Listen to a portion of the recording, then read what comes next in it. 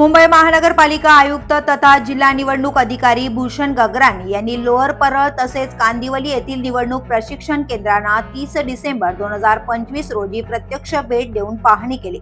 तसेच प्रशिक्षण सत्राला उपस्थित राहून संपूर्ण प्रशिक्षण प्रक्रियेचा सविस्तर आढावा देखील घेतला।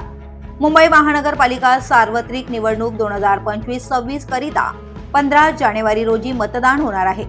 या पार्श्वभूमीवर मतदान प्रक्रियेसाठी नियुक्त अधिकारी व कर्मचाऱ्यांच्या प्रशिक्षणाचा पहिला टप्पा सुरू झाला आहे। महानगरपालिका आयुक्त तथा प्रशासक भूषण गगराणी यांनी लोअर परळ येथील नामजोशी मार्ग महानगरपालिका शाळा तसेच कांदिवली येथील प्रबोधनकार केशव सीताराम ठाकरे नाट्यगृह येथे सुरू असलेल्या प्रशिक्षण केंद्रांना मंगळवारी 30 डिसेंबर रोजी प्रत्यक्ष भेट देऊन पाहणी केली। तसेच प्रशिक्षण सत्राला उपस्थित राहून संपूर्ण प्रक्रियेचा सविस्तर आढावा घेतला। इलेक्ट्रॉनिक वोटिंग मशीन ईव्हीएम मधील बॅलेट युनिट व कंट्रोल युनिट यांची जोडणी, मॉक पोल घेण्याची कार्यपद्धती तसेच प्रत्यक्ष मतदानाच्या दिवशी अनुसरावयाच्या सर्व प्रक्रिया याबाबत गगराणी यांनी सविस्तर माहिती घेतली।